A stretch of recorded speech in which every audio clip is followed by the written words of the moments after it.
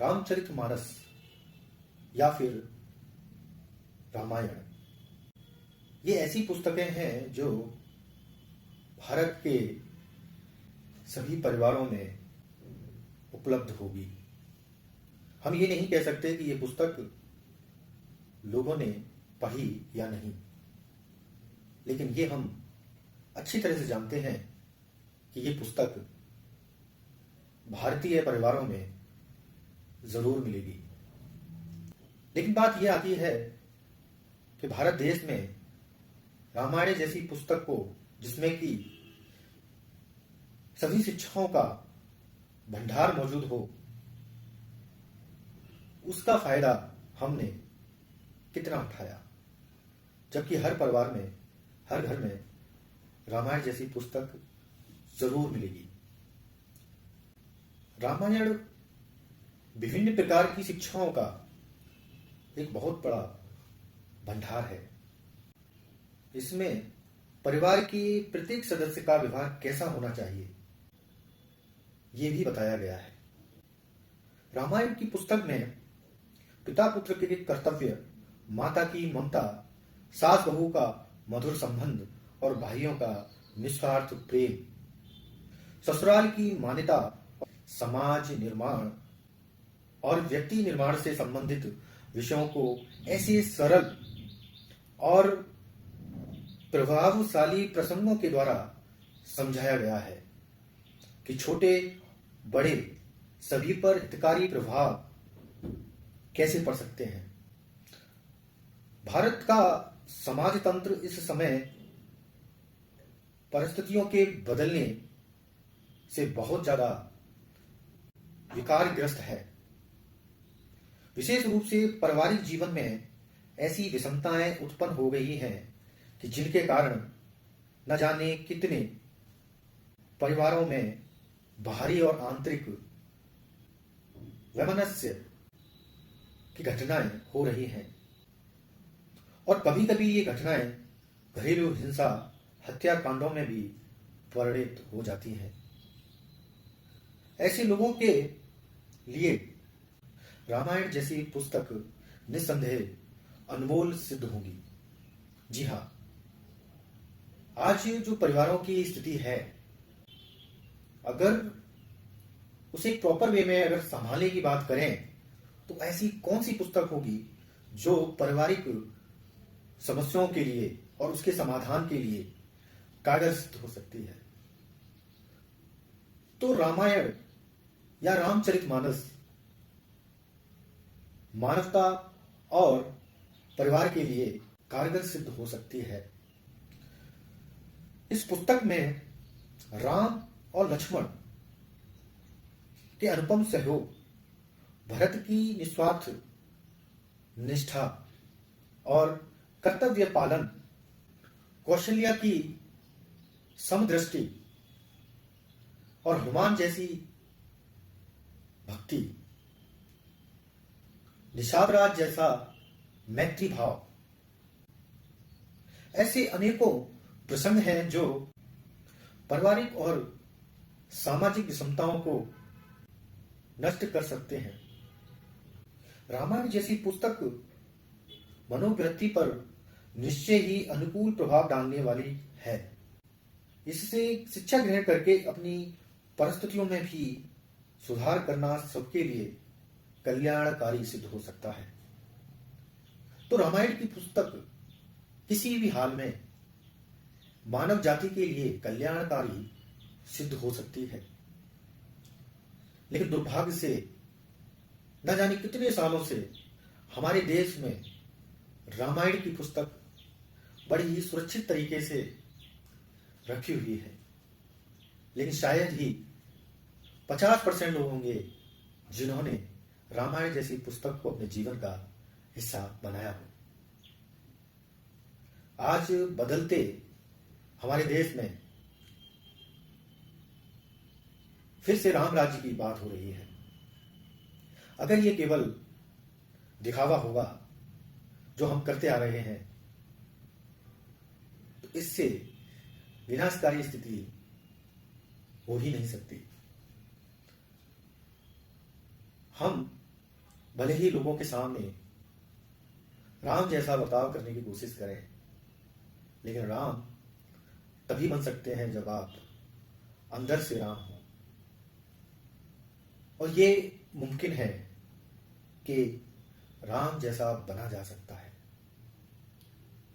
रामचरितमानस को जिसने भी लिखा, लेकिन आज की पीढ़ी के लिए ये एक ऐसी पुस्तक साबित हो सकती है जो बदलती परिस्थितियों को, जिससे कि मानसिक बीमारियां जन्म ले रही हैं, उनको भी संभाला जा सकता है।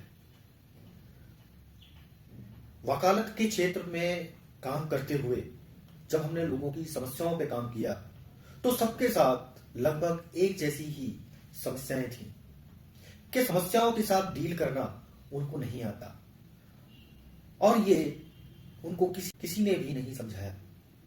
लेकिन मानव जाति ने अपनी खुशहाली के लिए जो साधन बनाए वो हमसे दूर हो गए, जिसमें से एक रामायण जैसी, रामचरितमानस जैसी पुस्तकें भी शामिल हैं, जो हर शिक्षित व्यक्ति से उम्मीद करती है कि वो उन पुस्तकों को पढ़े और अपने आचरण में लाए। ये पुस्तकें आज के आधुनिक युग में एक बहुत बड़ा बदलाव ला सकती है।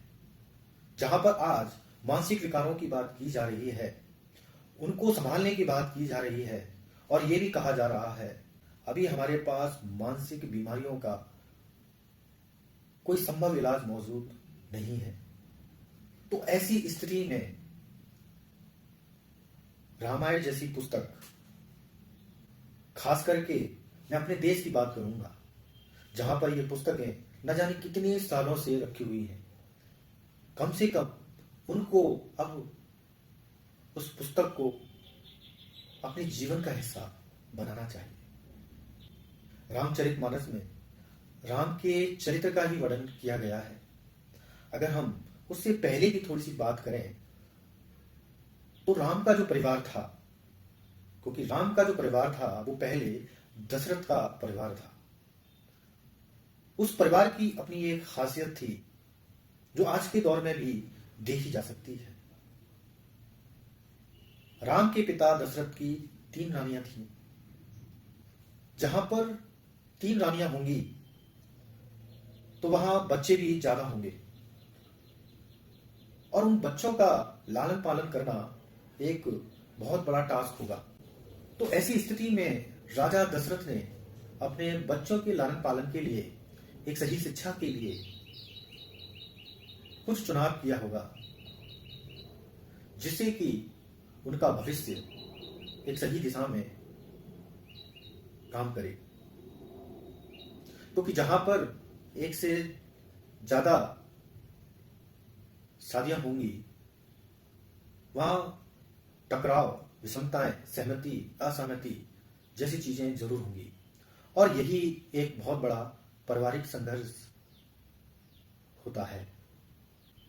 तो दशरथ के परिवार में बहुत ही ज्यादा संघर्ष रहा होगा। साथ ही एक राज्य को चलाने का दायित्व उनके ऊपर था, जिससे भी वे मार्गदर्शन लेते होंगे। तो उन्होंने कोई ऐसा सुझाव, ऐसी सलाह उनको दी, जिससे वे एक आदर्श परिवार बना पाए, जिसे हम राम परिवार के नाम से जानते हैं। मानवता के इतिहास में जब आदर्श परिवार की बात आती है, तो वो राम परिवार ही है।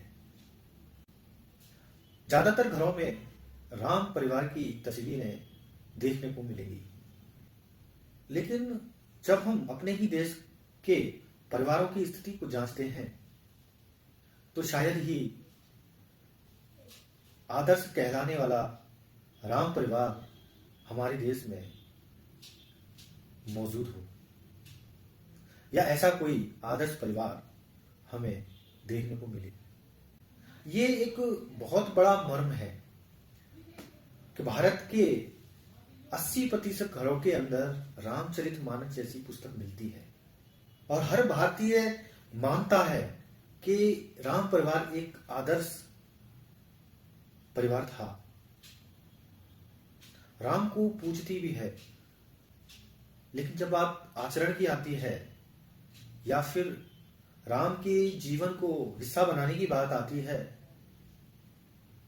तो इस बारे में हम अपने आप को धोखा ही देते नजर आते हैं, या मैं इसी कहूं कि खुद को ही बेवकूफ बनाते आ रहे हैं।